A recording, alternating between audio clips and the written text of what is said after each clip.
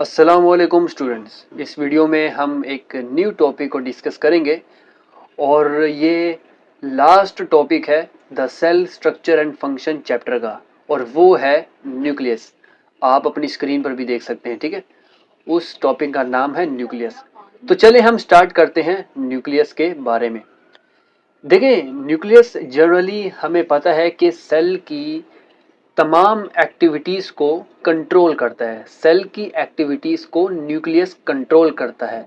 तो हम कह सकते हैं कि न्यूक्लियस एक तरीके से सेल का ब्रेन है। न्यूक्लियस सेल का ब्रेन है, ये हम एक तरीके से कह सकते हैं। और न्यूक्लियस को किस साइंटिस्ट ने डिस्कवर किया, तो वो साइंटिस्ट का नाम है Robert brown. Nucleus is discovered by Robert brown.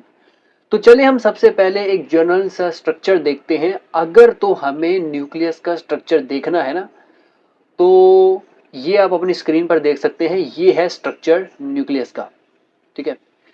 Normally आप न्यूक्लियस के स्ट्रक्चर को कब देख सकते हैं, तो देखा गया है कि न्यूक्लियस का स्ट्रक्चर आप सेल डिवीजन फेस में नहीं दे सकते। यानी कि सेल जब डिवाइडिंग फेस में होता है, जब सेल डिवाइड हो रहा होता है, तो उस टाइम पर आप न्यूक्लियस का स्ट्रक्चर नहीं देख सकते। तो न्यूक्लियस का स्ट्रक्चर कब हम देख सकते हैं, कि जब सेल रेस्टिंग फेस में होगा। रेस्टिंग फेस में, तो ये रेस्टिंग फेस में जब सेल होता है, तो उसका न्यूक्लियस कुछ इस तरीके का होता है कि उसमें डीएनए भी होता है, उसमें आरएनए भी होता है, और उसमें कुछ प्रोटीन्स भी होते हैं, जिनमें आपके पास हिस्टोन प्रोटीन्स भी होते हैं और एनएचसी भी होते हैं, यानी कि एनएचसी प्रोटीन। और एनएचसी प्रोटीन की फुल फॉर्म क्या है? नॉन हिस्टोन क्रोमोसोमल प्रोटीन, ठीक है। नॉन हिस्टोन क्रोमोसोमल प्रोटीन, ठीक है। अब इसके बाद जो नेक्स्ट पॉइंट है, वो नेक्स्ट पॉइंट क्या है? वो नेक्स्ट पॉइंट ये है कि न्यूक्लियस को, जो मैंने अभी आपको बताया, न्यूक्लियस का स्ट्रक्चर जो है वो विजिबल कब होता है? रेस्टिंग फेस में। और उस रेस्टिंग फेस को हम क्या कहते हैं? इंटरफेस कहते हैं। क्या कहते हैं? इंटरफेस। और इसी न्यूक्लियर मटेरियल को या न्यूक्लियर स्ट्रक्चर को हम कहते हैं क्रोमैटिन। क्या कहते हैं हम इसको? क्रोमैटिन कहते हैं, ठीक है। अब ये क्रोमैटिन के बारे में कुछ इंपॉर्टेंट पॉइंट्स हैं, वो मैं भी आपको बताता हूं। देखें, ये देखें, आप अपनी स्क्रीन पर देख सकते हैं क्रोमैटिन। अब ये जो क्रोमैटिन है, क्रोमैटिन में जो ये क्रोमा वर्ड है, क्रोमा, इससे मुराद होता है कलर, ठीक है। तो ये देखा गया, जो साइंटिस्ट है, साइंटिस्ट का नाम है फ्लेमिंग।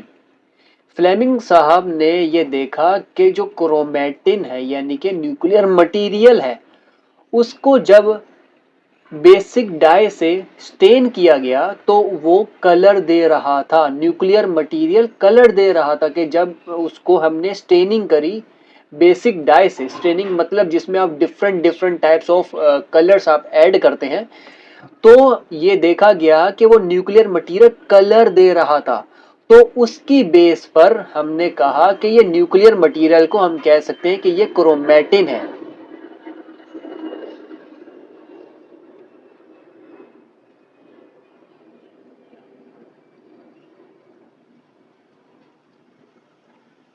ठीक है, तो ये मैं कह रहा था कि उसको क्या कहते हैं? क्रोमैटिन।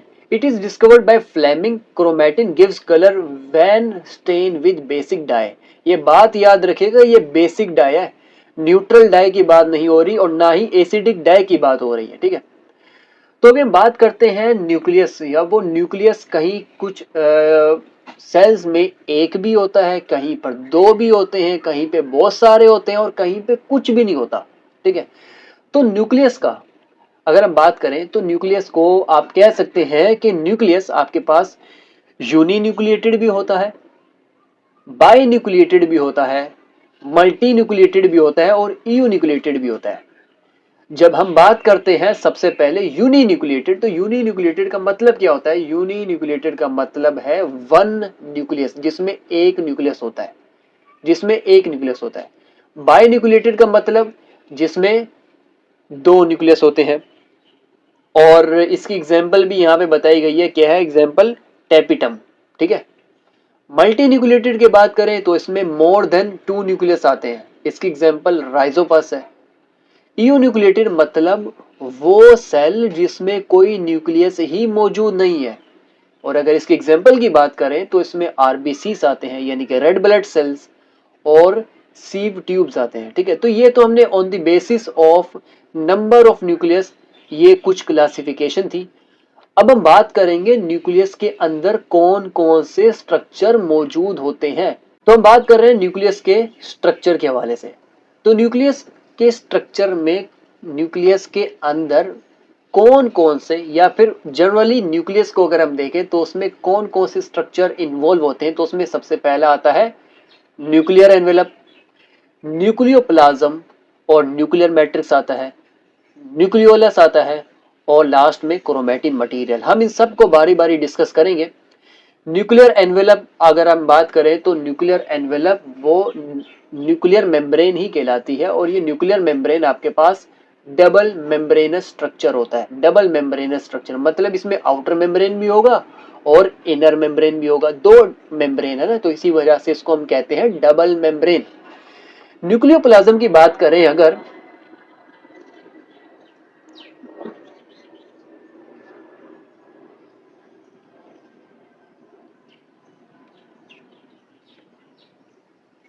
न्यूक्लियोप्लाज्म की अगर हम बात करें तो इसको हम कहते हैं न्यूक्लियर मैट्रिक्स भी कहते हैं। जिस तरीके से हमने बात करी थी कि सेल के अंदर जो सेमी सॉलिड फ्लूइड मौजूद होता है उसको हम कहते हैं साइटोप्लाज्म।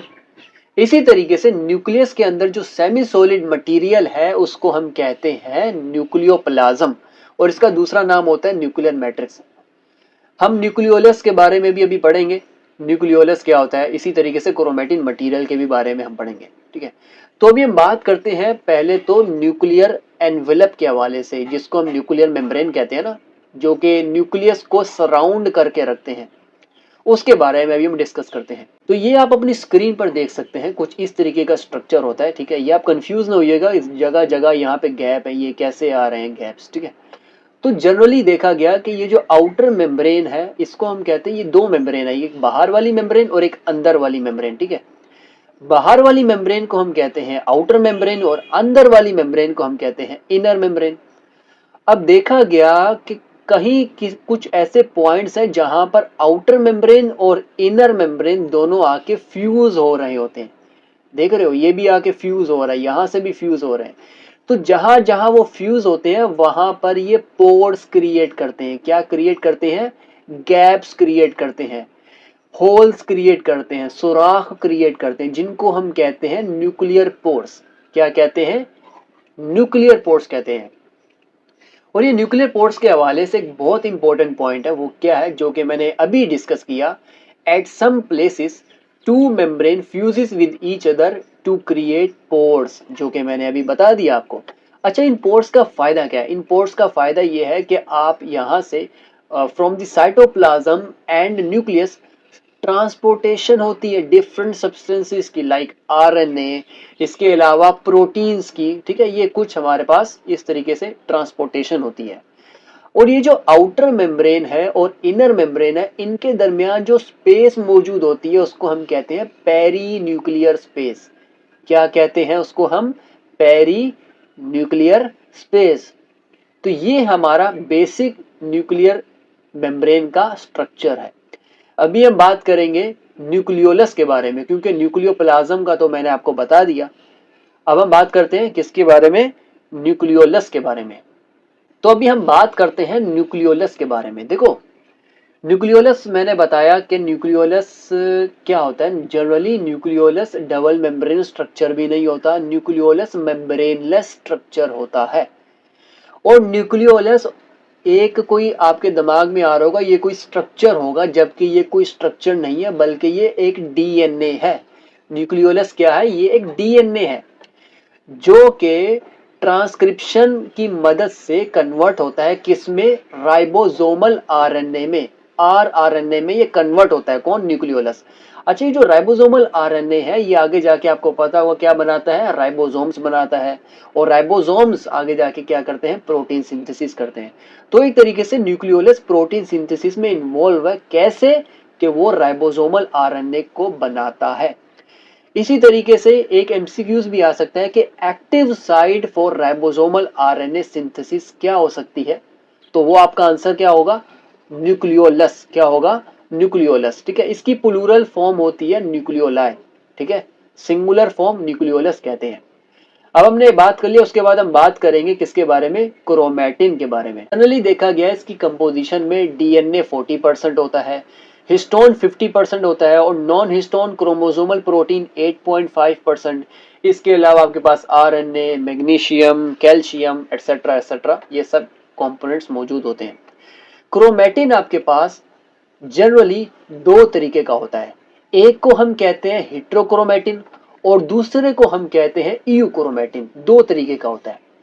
तो सबसे पहले बात करते हैं हेट्रोक्रोमैटिन के वाले से। जो हेट्रोक्रोमैटिन है ना, ये इनएक्सप्रेसिबल है। इनएक्सप्रेसिबल का मतलब है यहां पर ट्रांसक्रिप्शन नहीं होती। जो क्रोमैटिन हेट्रोक्रोमैटिन वाला होगा वहां पर ट्रांसक्रिप्शन नहीं होगी, इसी वजह से हम इसको कहते हैं इनएक्सप्रेसिबल। आप इसको ये भी कह सकते हो ट्रांसक्रिप्शनली इनएक्टिव, एक ही बात होगी। और यूक्रोमैटिन क्या होता है, एक्सप्रेसिबल होता है, यानी कि यहाँ पे ट्रांसक्रिप्शन हो सकती है। ये डेंसली पैक्ड होते हैं और ये लूजली पैक्ड होते हैं और ये डार्कली स्टेन्ड हो जाते हैं और ये लाइटली स्टेन्ड रहते हैं। ठीक है, और ज्यादातर देखा गया है कि क्रोमैटिन मटेरियल का मेजर पार्ट यूक्रोमैटिन ही होता है। अब ये हम बात कर रहे हैं क्रोमैटिन मटेरियल की, क्रोमैटिन मटेरियल की, तो क्रोमोसोम कब आएगा, क्रोमोसोम। चलें इसके बारे में भी डिस्कस कर लेते हैं। यूजुअली जो आपके पास क्रोमैटिन मटेरियल होता है ना, क्रोमैटिन मटेरियल, वो जब कंडेंस होता है, कंडेंस का मतलब है कि जब वो सेल डिवाइडिंग फेस में चला जाता है। ये सेल रेस्टिंग फेस में था ना, जब भी हम क्रोमैटिन मटेरियल को देख पा रहे थे। विजिबल कब होता है, जब वो रेस्टिंग फेस में होता है, इंटरफेस में होता है। और जब वो डिवाइडिंग फेस में आएगा तो फिर वो किस में कन्वर्ट हो जाएगा, क्रोमोसोम में कन्वर्ट हो जाएगा। अब आपको बात समझ आई। ये देख रहे हो क्रोमोसोम कितना डेंसली पैक्ड है, मतलब कितना कंडेंस हुआ हुआ है। इसको आप देख नहीं सकते, क्रोमैटिन मटेरियल इसके अंदर है, उलझा हुआ है, नहीं देख सकते। कब देख सकते हो, जब वो सेल डिवाइडिंग फेस में नहीं होगा बल्कि वो रेस्टिंग फेस में होगा। तो चलिए अभी हम आगे जाके क्रोमोसोम को बारी बारी डिस्कस करते हैं, उसकी थोड़ी डिटेल डिस्कस करते हैं। तो क्रोमोसोम हम इसके बारे में डिस्कस करते हैं। क्रोमोसोम को अगर आपने उसका शेप को डिस्कस करना है, शेप को, तो शेप को अगर आपने क्रोमोसोम की शेप अगर देखनी है तो वो कहाँ पर देख सकते हैं, सेल डिवाइडिंग फेस का स्पेसिफिकली अगर हम बात करें एनाफेज में आप देख सकते हो। अगर क्रोमोसोम का स्ट्रक्चर देखना है तो वो कहाँ पर देख सकते हो, मेटाफेज में देख सकते हो। सही है, तो ये है इसका बेसिक स्ट्रक्चर, वो आप मेटाफेज में देख सकते हो। ये है क्रोमोसोम का स्ट्रक्चर और ये एक जनरलाइज स्ट्रक्चर है। ठीक है, जब सेल डिवाइडिंग फेस में है तो स्पेसिफिकली मेटाफेज सी क्रोमोसोम को अभी हम डिस्कस कर रहे हैं। ये जो सेंटर में है रेड कलर से, सेंटर में, जो कि क्रोमोसोम के आर्म्स को पकड़े रखता है, इसको हम कहते हैं सेंट्रोमेयर, या इसको हम प्राइमरी 1 डिग्री कंस्ट्रक्शन भी कहते हैं। ठीक है, इसके हवाले से एक पॉइंट आपने दिमाग में रखना है कि ये इनएक्सप्रेसिबल होते हैं, मतलब ये ट्रांसक्रिप्शनली इनएक्टिव होते हैं और ये डार्कली स्टेन्ड होते हैं। ठीक है, डार्कली स्टेन्ड होते हैं। और ये जो दो इसके क्रोमेटिड है, ये एक आर्म है और ये दूसरा आर्म है, इसको हम कहते हैं क्रोमेटिड। दूसरे वाला भी क्या होगा, क्रोमेटिड। और इस तरीके से हम इसको क्या कह सकते हैं, सिस्टर क्रोमेटिड। ठीक है, इसको हम क्या कह सकते हैं, सिस्टर क्रोमेटिड। ठीक है, और ये जो सेंट्रोमियर के आसपास ये जो एक डिस्क है, ठीक है, प्रोटीनेशियस डिस्क, इसको हम क्या कहते हैं, जो कि इसको हम कहते हैं काइनेटोकोर। क्या कहते हैं, काइनेटोकोर। और इसी से आके सेल डिवीजन में स्पिंडल फाइबर्स आके यहाँ पर ही जुड़ते हैं। असल में किससे जुड़ते हैं, काइनेटोकोर से जुड़ते हैं। ठीक है, अच्छा एक और चीज है, ये जो आप क्रोमेटिड देख रहे हैं, क्रोमेटिड के ऊपर करके आपके पास क्या मौजूद होते हैं, टीलोमेयर्स मौजूद होते हैं। क्या मौजूद होते हैं, टीलोमेयर्स। कहां पर, on the end of chromosome पर मौजूद होते हैं। अब इन टीलोमेयर्स का काम क्या होता है, इसको भी हम डिस्कस करते हैं। देखें, तो मैं अभी बात कर रहा था टीलोमेयर्स का काम क्या होता है। टीलोमेयर्स का काम ये होता है कि वो क्रोमोसोम को प्रोटेक्ट करते हैं, क्रोमोसोम को प्रोटेक्ट करते हैं फ्रॉम शॉर्टनिंग। और ये जो टीलोमेयर्स है, इसको कौन से एंजाइम बनाते हैं, तो वो एंजाइम होता है, उस एंजाइम का नाम क्या है? उस एंजाइम का नाम है टीलोमेरेज। उस एंजाइम का क्या नाम है? टीलोमेरेज। ठीक है। अच्छा, अभी एक और चीज है, अभी हम बात करेंगे on the basis of centromere. Chromosome की क्लासिफिकेशन कितनी होती है on the basis of centromere. तो क्रोमोसोम की शेप को अगर हम अभी हमने क्रोमोसोम का स्ट्रक्चर देखा था, अब हम क्रोमोसोम का शेप देखेंगे on the basis of centromere. ठीक है। वो डिस्कस करने से पहले मैं आपको एक और चीज यहाँ पे बता दूं, ये ऊपर होता है जो छोटा आर्म कहलाता है और एक बड़ा आर्म कहलाता है। शॉर्ट आर्म को हम कहते हैं पी आर्म और लॉन्ग आर्म को हम कहते हैं क्यू आर्म। ठीक है। तो on the basis of centromere अगर हम बात करें, क्रोमोसोम की शेप्स होती हैं मेटासेंट्रिक, सब मेटासेंट्रिक, एक्रोसेंट्रिक और टीलोसेंट्रिक। ठीक है। तो जो on the basis of centromere chromosome की शेप है वो मेटासेंट्रिक में अगर हम बात करें तो वो वी शेप के होते हैं। कैसे होते हैं? V shape. सब मेटासेंट्रिक एल शेप के होते हैं और एक्रोसेंट्रिक जे शेप के होते हैं और टीलोसेंट्रिक आई शेप के होते हैं। और वो कैसे होते हैं, किस तरीके के होते हैं, वो मैं अभी आपको बताता हूँ। तो ये देखें, आप अपनी स्क्रीन पर देख सकते हैं सेंट्रोमियर की लोकेशन। अगर तो वो मिडल में है, कुछ इस तरीके से देखें, मिडल में है, तो उसको हम क्या कहेंगे? मेटासेंट्रिक। अगर तो वो बिटवीन मिडल एंड एंड है, तकरीबन थोड़ा सा देख रहे हो, ऊपर एक शॉर्ट आर्म रह गया और नीचे एक लॉन्ग आर्म रह गया, तो इसको हम क्या कहते हैं? सब मेटासेंट्रिक। और बिल्कुल एंड के करीब मौजूद है, उसको हम कहेंगे एक्रोसेंट्रिक। और एक और है, वो एक और क्या है? वो है टीलोसेंट्रिक, जो कि बिल्कुल एंड पर मौजूद है। ठीक है। बिल्कुल एंड पर मौजूद है। तो सबसे पहला देखें मेटासेंट्रिक, तो ये क्या है? वी शेप आपको दिख रहा है ना, वी शेप। सब मेटासेंट्रिक देखो तो एल शेप है। एक्रोसेंट्रिक की बात करें तो ये जे शेप है। और टीलोसेंट्रिक की बात करें तो ये आई शेप है। अब आपको दिख रहा होगा ना, आई शेप। ठीक है। अब हम बात करते हैं किसके बारे में? एक और मोस्ट इंपॉर्टेंट क्रोमोसोम के बारे में। अब हम बात करेंगे सैटेलाइट क्रोमोसोम के बारे में। ठीक है। जिसको हम मार्कर क्रोमोसोम कहते हैं। ये क्रोमोसोम कुछ इस तरीके का होता है, आप अपनी स्क्रीन पर देख सकते हैं। इसके सेंटर में हमने बात करी सेंट्रोमियर मौजूद होता है, जिसको हम प्राइमरी कंस्ट्रक्शन कहते हैं, और वो इनएक्सप्रेसिबल होता है, यानी कि ट्रांसक्रिप्शनली इनएक्टिव होता है। लेकिन एक और आप चीज देख रहे हो, ये on the end of chromosome देखें तो ये 2 डिग्री कंस्ट्रक्शन एडिशनली मौजूद होता है और ये एक्सप्रेसिबल है, यानी कि ट्रांसक्रिप्शनली एक्टिव है। और इसके ऊपर एक नोब लाइक स्ट्रक्चर मौजूद होता है, जिसको हम कहते हैं सैटेलाइट। इसी वजह से इन क्रोमोसोम को हम कहते हैं सैटेलाइट क्रोमोसोम। और ये हमारे अंदर मौजूद होते हैं, यानी कि ये ह्यूमंस में भी मौजूद होते हैं क्रोमोसोम, ये वाले सैटेलाइट क्रोमोसोम। तो इसके बारे में थोड़ी बहुत और हम डिटेल में पढ़ लेते हैं सैटेलाइट क्रोमोसोम के हवाले से।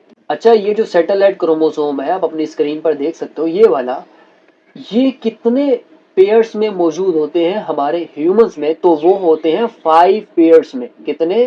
5 पेयर्स में सैटेलाइट क्रोमोसोम हमारे जिस्म में मौजूद होते हैं, हमारे डीएनए में मौजूद होते हैं। हमारे न्यूक्लियस में मौजूद हो वो कौन कौन से हैं? वो है 13th पेयर, 14th पेयर, 15वां पेयर, 21वां और 22वें पेयर में सैटेलाइट क्रोमोसोम मौजूद होते हैं। ठीक है। और अभी हमने बात करी थी ये जो 2 डिग्री कंस्ट्रक्शन है, क्या 2 डिग्री कंस्ट्रक्शन, ये 2 डिग्री कंस्ट्रक्शन का दूसरा नाम पता है क्या होता है? इसको हम कहते हैं NOR, मतलब न्यूक्लियोलर ऑर्गेनाइजर रीजन। ठीक है। और ये आपके पास क्या करते हैं? न्यूक्लियोलस की फॉर्मेशन में मदद करते हैं। कौन? 2 डिग्री कंस्ट्रक्शन। और ये कहाँ मौजूद होता है? सैटेलाइट क्रोमोसोम में। तो ये थी एक वीडियो, आई होप कि आपको ये समझ आई होगी। नेक्स्ट इंशाल्लाह हम बहुत जल्द एक और चैप्टर की सीरीज स्टार्ट करेंगे, तो तब आपसे मुलाकात होगी।